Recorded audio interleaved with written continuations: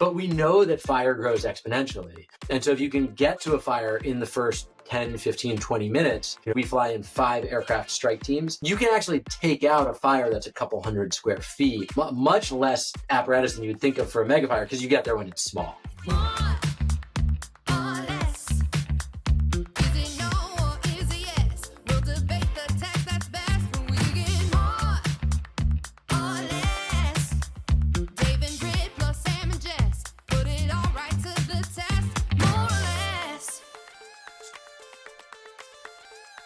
Hello, everyone. Welcome back to another episode of More or Less. This is Brit Morin here. I've got my partner and fellow co-host Dave Morin, and I don't have my 2 other co-hosts this week. One of them is validly hosting a very large conference. That would be Jess. The other one is climbing a mountain somewhere in the world. We still don't even know where he is. So that would be Sam. As such, the Morins are driving the show today, and we are so excited to have one of our favorite founders and friends here with us, Stuart Landesberg, the founder and CEO of Seneca, which is doing something really incredible in terms of firefighting technology using drones, which we will go into in a lot of detail. And actually, to give Sam some credit here, Slow is also an investor. So it's a slow and offline deal. We're just taking over to talk our collective book entirely. Well, I think we also are, we'll get to, Stuart, I'm going to let you talk in a second, but we're also, I think, really passionate and interested in what's happening right now in the Valley with hardware, robotics, AI, drones, defense tech. And so there are a lot of themes we're going to hit on today. Do we still call it defense tech, or are we calling it offense tech now? Is that Stu's first question? All right, go ahead, Stu. No. I just call it, it's pro-America tech, right? I'm here for the reindustrialization. Anyway, great to be on. Thanks for being here today. Okay, so for anyone who doesn't know you, maybe give us a little bit of your background, how you got to Silicon Valley. This isn't your first rodeo either, running a company. So maybe give us a little taste of who you've been prior to Seneca. Yeah, absolutely. So glad to be here. Fan of the pod and of Slow and Offline. Grateful for the partnership. As you said, Seneca is my current company. We make intelligent, autonomous robotics, specifically autonomous firefighting drones. And I'm excited to talk about exactly how those work. But built really for places where existing technology makes important situations impossible, unsafe, or inefficient for firefighters. So my personal background, I actually came out to Silicon Valley as a finance person. Don't hold it against me. Worked at a really wonderful big firm out here called TPG, covered consumer there, spent a minute running a US book for a long, short technology-focused hedge fund. And then back in 2012, decided I wanted to be an operator and started a consumer internet business called Grove Collaborative, which ultimately at its peak was, 2,000 employees. And I think while I was the CEO, we did between $2 and $3 billion of overall revenue. Took that business public in 22 and hired after that a really wonderful CEO, and went looking for my next project. And, a lot of the trends you just talked about had become really important to me, thinking about, what does the physical manifestation of technology need to look like in order for the West to continue thriving over the next 10, 20, 30, 50, 100 years.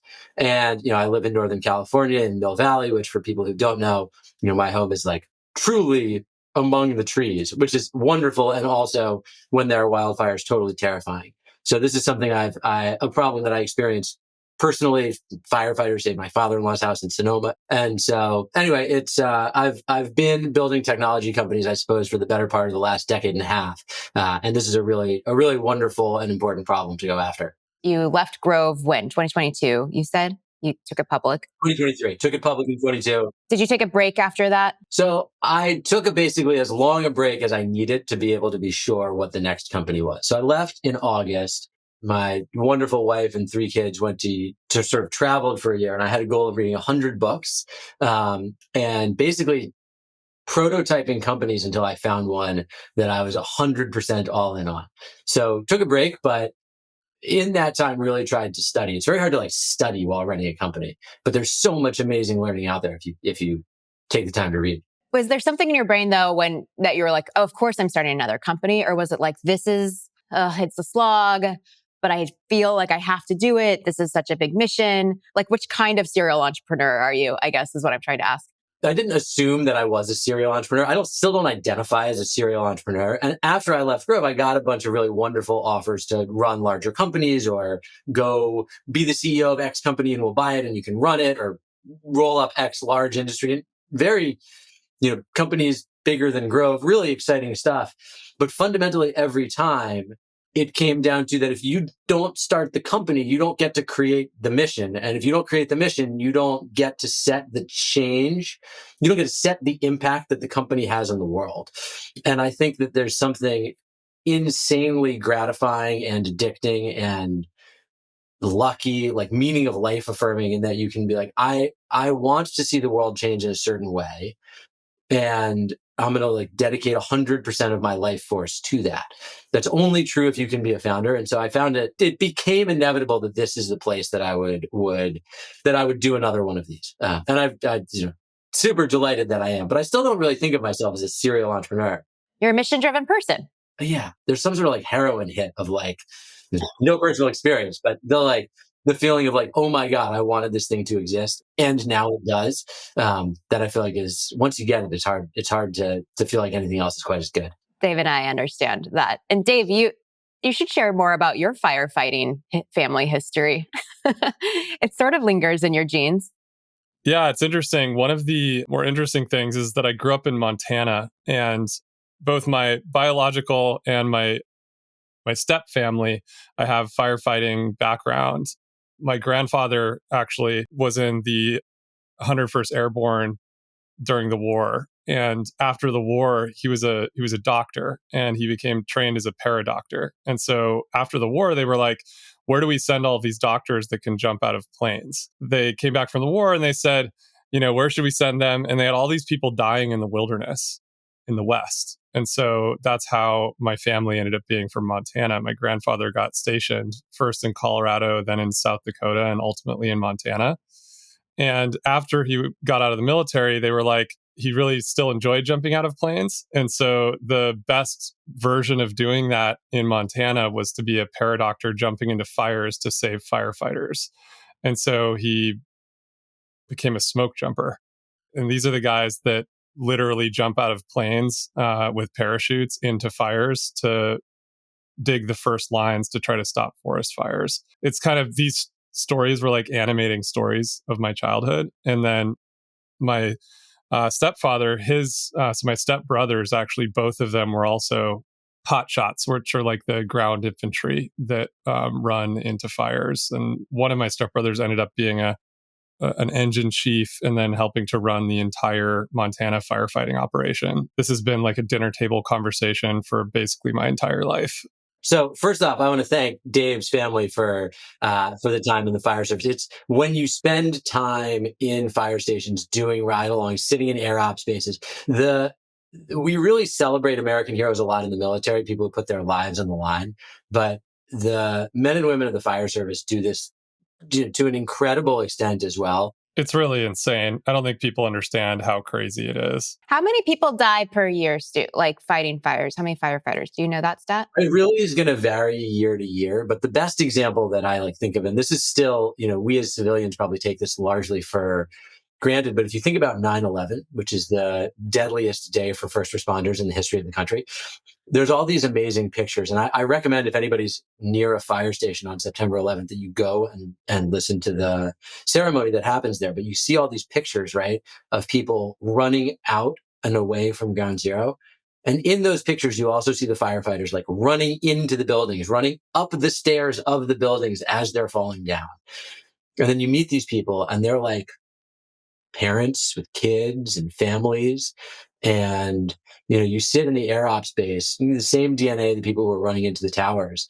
And they're talking about how, there's a bunch of homes on the hillside and the wind's blowing 45, 50 miles an hour and there's gusts of winds. And the guy's like, I've been surviving in the helicopter for 27 years. And, I know I got 2 kids at home, but I also know it's my job to save those people and that property. And so I'm going, even though it might not be safe, I'm going.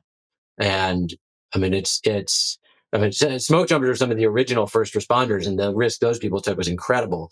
But there's just an amazing legacy in the fire service of taking real risk. I mean, they're risking a lot to save a lot. But I think I'm really, when you spend your career around technologists and capitalists, and then you spend a ton of time with public servants, I've found it to be wildly humbling. So there's also there's a great book recommendation if people want to get into the lives these people live, called Young Men in Fire, which was actually written by the guy who wrote A River Runs Through It, which is a famous movie everybody knows. That's like truly amazing. It's like the story of these smoke jumpers and like the sort of harrowing things that they go through.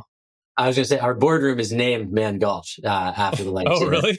It is? And one of our, That's so cool. Absolutely. It's obviously risky for humans and for the servants who are those firefighters and the helicopter pilots and airplane pilots. It's also obviously very expensive to the economy. What's the total cost annually now that wildfires creates for us in the US alone?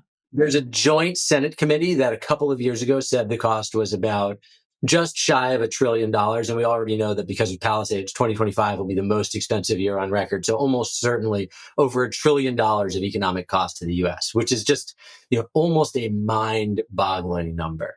It's insane. I mean, that's like more than cybercrime or terrorism. Like, why don't we treat it like that, I guess, is the question. It's a really interesting question. I think we as a species and society don't like to think about bad things that are going to happen to us. And so we all live in our nice, we live in a beautiful wooded area, and wildfires, I know it's a risk, but probably it's not going to happen to me. It feels to me a little bit like, why do people eat, so much pizza and French fries and McDonald's and whatever, right? Like, we know that there's risk. Let me guess, there's no ARR in fire prevention. Yeah. I mean, it is true. Look, when we built the product, you can look at the sides of the market and see where the dollars are. And unfortunately, people would rather spend something like, there's hundreds of billions of dollars already in fire suppression spend in the US. Fire prevention spend is much less popular. What is the most popular thing as far as fire prevention spend? Like, what is the most innovation happening in that space right now? I think the most important spend is probably in prescribed burns.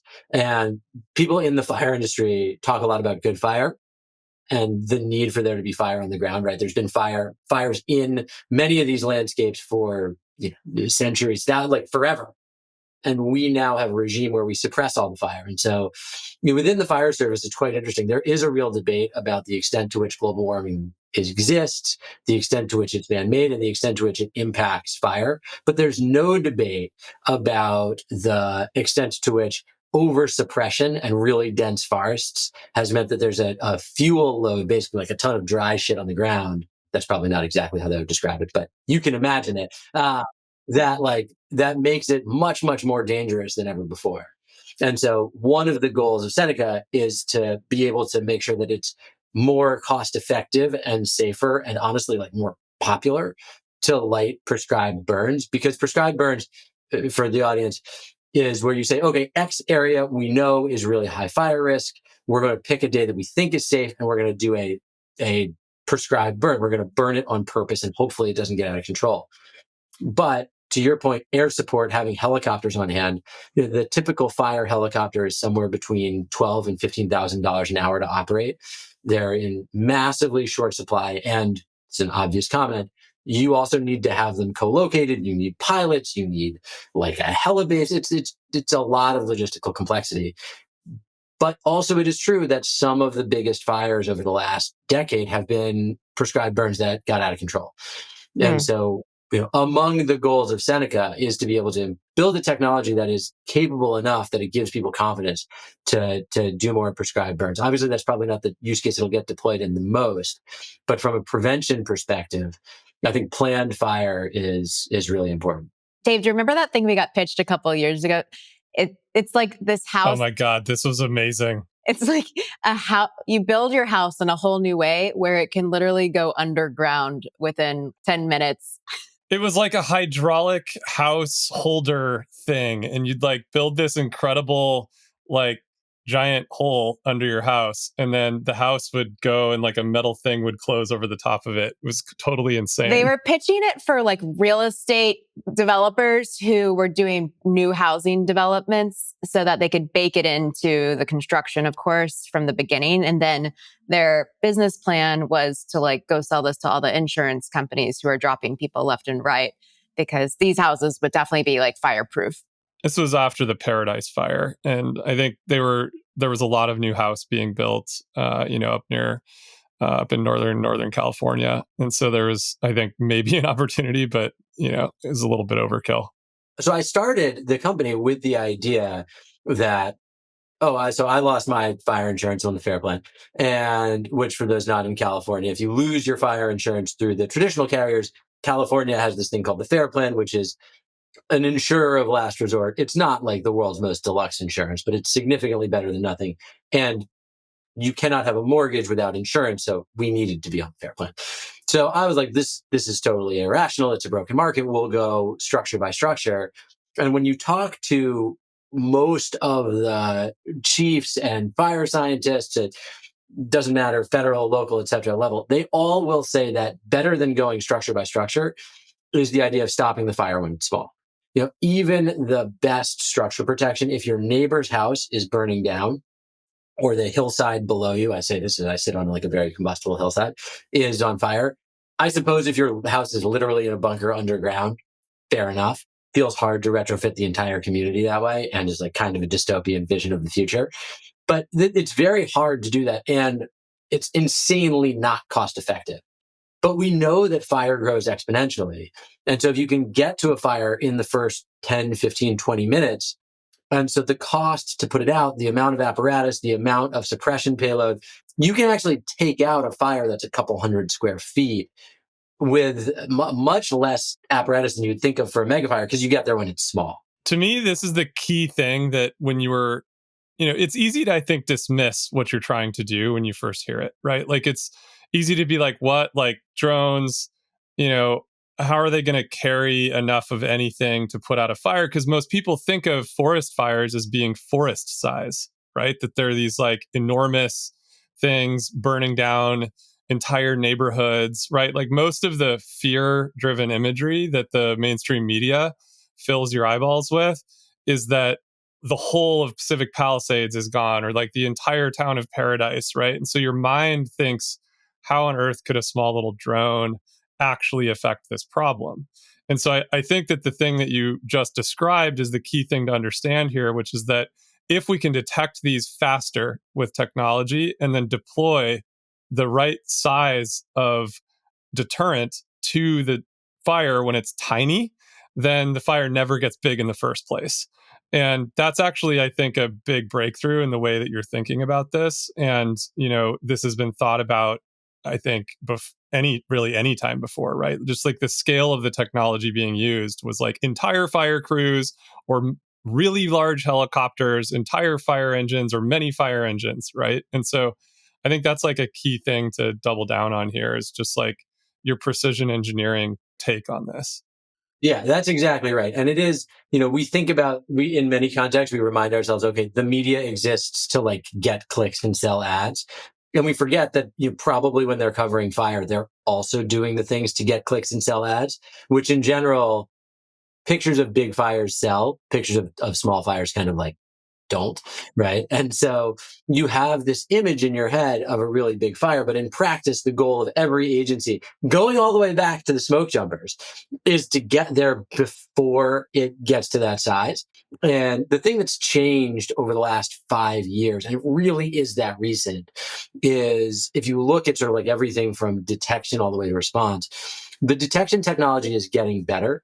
There's satellite, there's high and low altitude, long duration aircraft, there's sensors, there's cameras, more people have cell phones, right? There's lots of ways that you can detect it, many of which are relatively capital efficient. But the fast response, like fundamentally, you do still need to carry hundreds of pounds to the area really quickly. And you need to do it through the air because just definitionally, like there's traffic on roads and they wind up mountains or whatever. So you have to do it through the air. But we're at this really interesting point today where the combination of advanced manufacturing and 3D printing like what we know to be possible in the physics of autonomous and like unmanned aircraft, and the ability to use the incoming data from cameras and other sensors and combine it with some of the, I don't like to use AI. I think everything's like AI washed, but so I'll just say it with like transformer model technology to allow you to effectively dispatch an aircraft in an autonomous fashion so it doesn't need to be truly piloted. And it can say, okay, this fire is an early stage fire. I want to take X action versus this fire, which is a little bit later stage, in which case I want to take a slightly different action versus in this case, my job is to protect homes. And so really what I'm looking for is an ember on the roof, and being able to process those different inputs. All of that stuff really came together in the last 5 years to make a piece of technology possible where you can be much cheaper than today's existing apparatus, and where you can legitimately get covers, or our aircraft covered 30 square miles. So you could cover a 30 square mile area in sub 10-minute response time with effectively a full engine's worth of suppression payload. So you're saying 5 drones can cover 30 square miles? So they always fly together, like sort of like as one strike team. For any firefighters listening, if you ever hear sort of a commander calling a strike team, that's going to be 5 engines plus 1 management vehicle. But roughly five drones per 30 square mile radius. Exactly 5 drones. They always stay together and they fly either in series or like in a team, depending on what the use case is. They'll fly out, get to the fire, hopefully within 5 minutes or so of detection. And so that should be more than enough payload to take out. The fire modeling is up to a top 5% risk fire, right? There are fires that I don't want to, it's not a perfect math problem. Right? You're not going to be able to deal with everything. But there are a ton of situations where you talk about the South Canyon fire, even Paradise, there were a bunch of reignitions. There were fires that we didn't get there in the first 5 minutes, right? Where you can make a real difference if you get there early. And they're built to load and return from a fire engine. So they go to the fire, deploy the full payload, and then they can come back to any fire engine, any water tender, get refilled and fly back out again. And so today there's very little night firefighting apparatus. Oh, that's fascinating. I hadn't even thought about that the nighttime is just a dead zone, right? Like most of the, when I think about my hometown and the fire bombers, right? Like we run one of the firebombing airport in Helena, Montana, has just constant fire bombers all summer long, right? But those guys aren't flying at night. Why aren't they flying at night? Pilots. They can't see the mountains. Oh, just visibility? Yeah, it's too dangerous. The hardest hire in aviation is a night vision trained helicopter pilot. Really? Yeah. Oh, yeah. Just to say again, the way these pilots are flying these helicopters is literally in the cockpit with night vision goggles. Yeah. It's totally insane. It's really insane. Yeah, it's just it's good, crazy superhero stuff. But also, you can build an aircraft, like LiDAR doesn't care. Like a whole bunch of these sensors don't care if it's day or night, right? Right. That's what I'm thinking. And also, you're flying high up and you can put a light. Anyway, there's a whole bunch of things that make it much, much more practical for a autonomous aircraft to fly at night. But historically, and Dave probably knows this, the most firefighting at night stops because humidities would increase and temperatures would decrease. And one of the things that's really happened, if you look at temperature trends in the last 10, 20 years, is humidity at night, especially during fire season, is still pretty low. And so if you look, there was a fire in Napa a couple of months ago now that was about 5,000 acres. And the firefighting operations basically stopped at 7:30 or 8 p.m. Maybe they didn't stop entirely, but most of them stopped. And the fire grew from like 1,000 acres to a bit over 3,000 acres overnight, right? And so slower spread than during the day for sure, but nighttime spread is a thing in a way it never used to be. And so just the fire agencies never built this capability. It's the same thing we're seeing in factories, right? Like you don't need, because of autonomy inside of factories, you don't need lights in factories anymore. And so there's like this new thing called a dark factory that is just like a literally dark indoor environment where robots are doing everything. Yeah. In my last business, I think we were shipping like almost 1 million boxes a month at one point. And so we toured a bunch of the dark FCs. But one of the things that's really interesting in fire, and I think we sort of assume that fire is like police and more like defense in some ways, but think about the history of fire, right? There's only like 20,000 fire departments across the country or some incredible number. Every town had its own fire department. And the legacy of that means that there's a ton of independent fire departments who sort of grew up and built their technology roadmaps independently. And you contrast that to what's happened in national defense, where you have DARPA, you have all of this incredible, over time, right? A lot of the most important technologies have been built because of federal support for the military. And you've got like real training programs to take military, rising stars, get them engineering degrees, put them back in the military, build adoption of advanced technology. None of that infrastructure exists to support the fire service. And so it's really the situation where finally, I hope that private industry can come in and say, we can hand you, build a bunch of these tools with you, right? And in a way that is only possible because of how far technology around manufacturing and a bunch of stuff we talked about has advanced. But there's really this incredible difference in the way technology got adopted in the fire service versus a bunch of other government services that we think about. So what's the most challenging thing right now for you in this business? Is it the tech that you're building? Is it all the regulatory stuff and just this like long tail of fire stations and states and governments and all kinds of municipalities? What is the number one problem for you that exists today for Seneca? I feel actually quite grateful that we've had a good reception from regulators so far. I think the FAA currently seems to, I don't know if it's the current administration or the fact that we have a very real public safety use case, have been good partners to us. I've been quite pleased and surprised and grateful by the number of forward-thinking chiefs that we've met in the fire service and the number of private stakeholders from, we're working with a number of the sort of like resort HOA planned communities that listeners of your show can probably think about in the American West that are, in Colorado or Montana or California, or Nevada, and you're like, whoa, this place is beautiful and also might burn down, right? And so we've gotten really, really great reaction from a lot of these folks. And I think what feels different now versus 5 years ago is there's a real sense of, oh my God, it could happen to me, because the people this is a terrible comment, but Paradise was a terrible fire, but not a particularly affluent and influential community. Palisades, super visible, affluent and influential community. And I think now people with resources realize, oh my God, it could happen to me, is the first thing. I think the second thing is that the insurance companies are basically saying, hey, if we can't insure a whole big portion of the American West. And that's a very strong economic motivator for something like 5 trillion of home assets that's at high fire risk right now. It's an insane number. So I think both of those things are driving adoption in a way that was never really true in the past. There's a lot obviously happening with robotics and hardware is hard. And at the same time, hardware not hard anymore. This is the new revolution of AI robotics. Like, where on the spectrum have you felt pushback or opportunity from like a venture capital lens? Has it been relatively easy and straightforward, other than taking me and Dave's money and I guess Sam's money?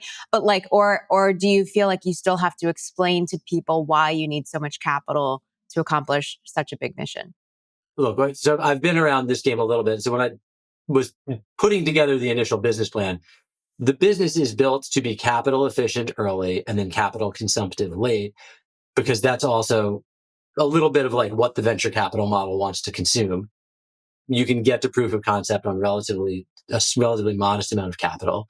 And ultimately, to scale out, you have the opportunity there's, like I said, trillions of dollars of home value at stake. And so the opportunity to build resilience infrastructure across the American West, I can think of the value there is incredible, and the opportunity for impact is incredible. And so I think of that as, I get like viscerally excited about the idea of scaling this technology across, millions of acres in the allied world. And for what it's worth, if we don't do this, we have no chance of living in the American West and keeping our mortgages for like 25, 30 years, right? It has to happen. So I get really excited about that. It's interesting. I view what we're doing as largely uncorrelated. We benefit from the AI advance. I view us as largely uncorrelated from that, because it sort of is it's whether or not we all get like AI assistants that do our dishes and brush our hair and like do my kids' math homework. Definitely we need our houses not to burn down, right? Like Like one of those things is optional. One of those things is like totally fucking not optional.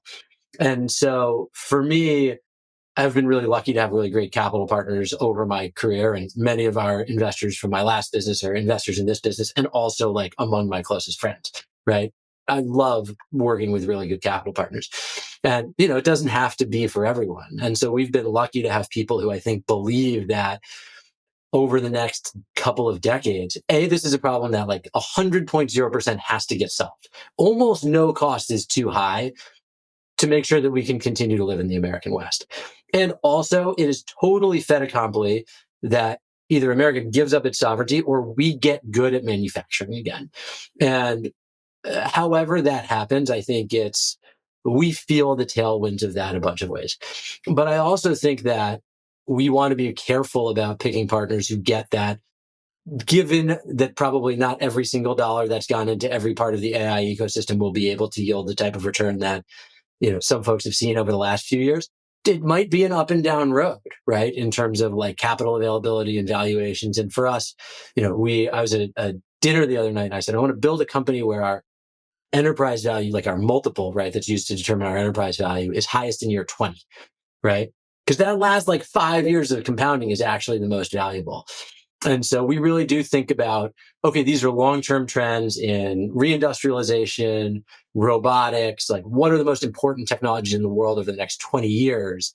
And what are the like, hopefully, right, the most important to humanity and most value accretive to our shareholders, applications of that will overlap.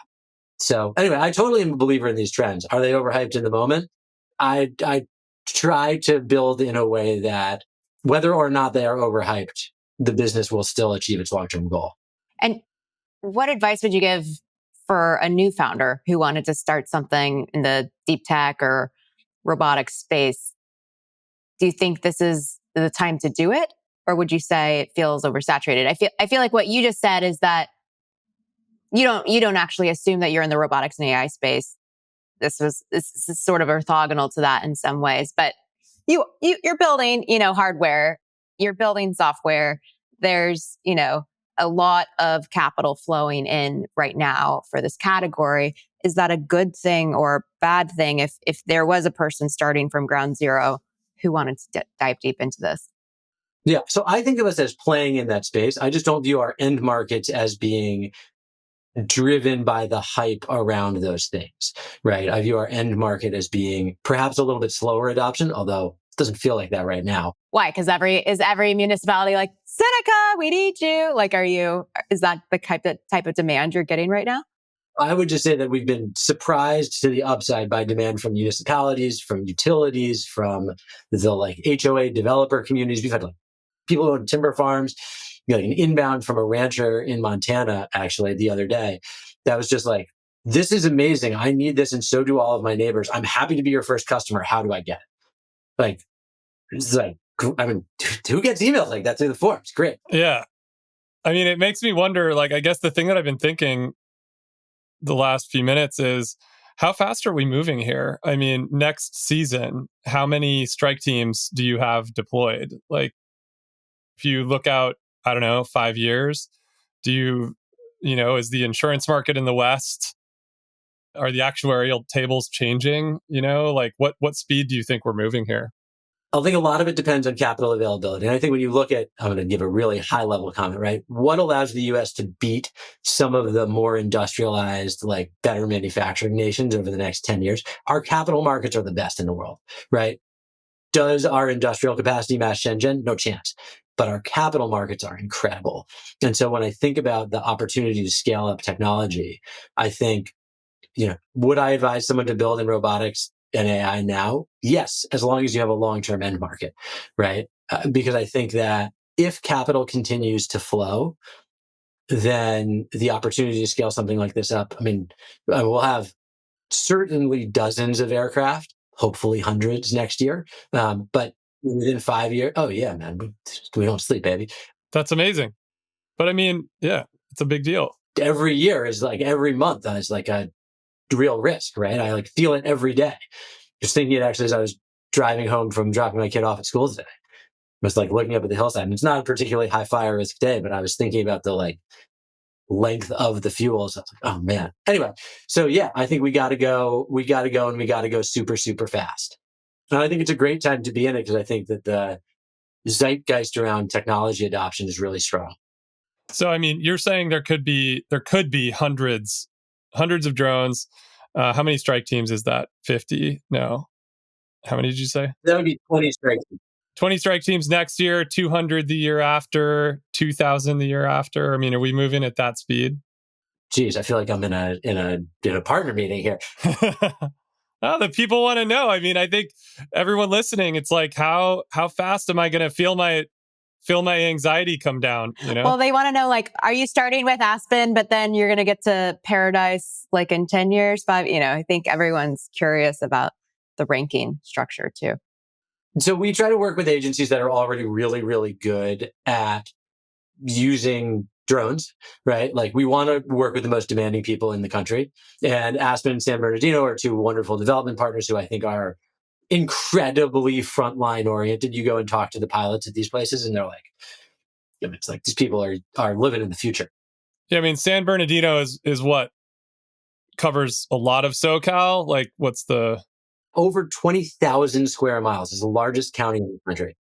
And the folks there, the average income in San Bernardino is not that high. Yeah. No, this is like a real massive, metro area.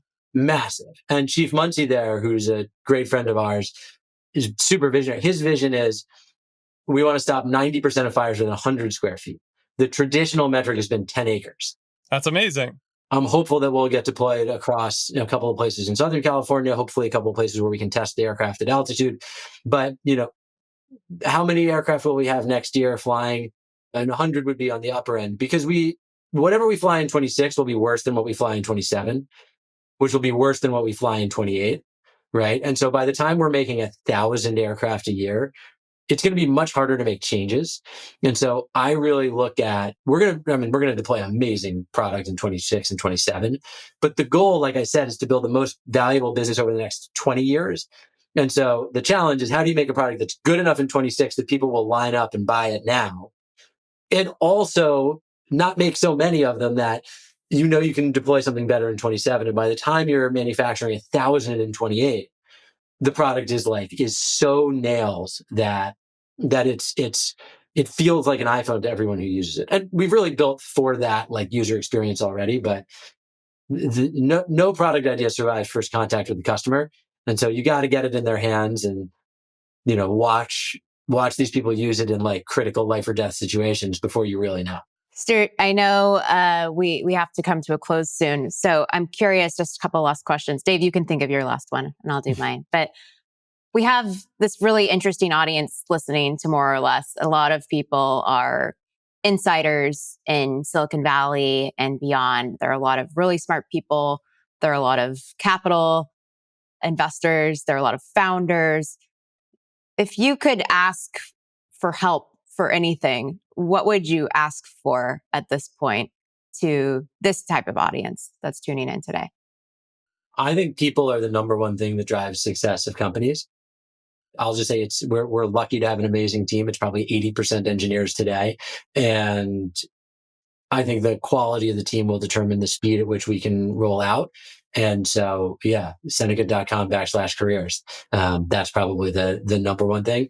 The second thing I would say is, I think it's nice to nudge your public safety partners to say, hey, the future is now when it comes to technology, because these folks really do. The community orientation from fire agencies is amazing. And so just that nudge of, hey, you should look at this, that can matter. And if you live in an HOA or in one of these developments, oftentimes the person in charge of safety, they may not know whether or not they want the residents want them to embrace technology. So I think, I really do think of fire as a team sport.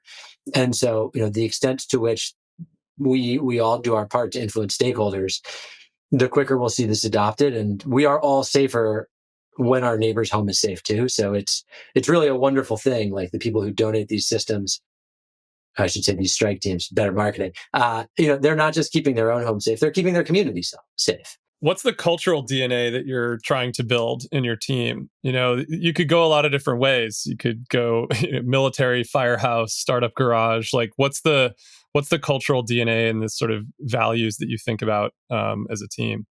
So the company is named Seneca, who's my favorite Stoic philosopher. And if you drive into our office or up to our test range, we have 100 acres in Sonoma. In really big letters on the wall, it says, fortune falls heavily on those for whom she's unexpected. The one on the lookout always endures. And I think there's a wonderful Stoic philosophy, which actually sometimes attributed to Nietzsche, called Amor Fati, which is you must love fate. You must love your fate. And I think we as a company look at the inevitability of fire risk and the need for resilience technology. And it's true. We absolutely need it. You saw what happened in Palisades, and it cannot happen again. And so I think we look at that and say, how do we love the world that we have? How do we love the hand that we've been dealt? And that mentality allows us to test and learn really aggressively. I will never forget our first crash, a big video team there, do everything. This was months and months ago. But and oh my God, we had this beautiful aircraft, and first fucking flight of the day, just flames, right? And oh my gosh, was that the best thing that ever happened, because we've gotten so much better at reliability. We've basically been revenge building 100 hours a week. So I think the mentality really is one of, we're in it for the long term. And also, this is an extremely urgent problem. And so we feel really lucky to be building in this space.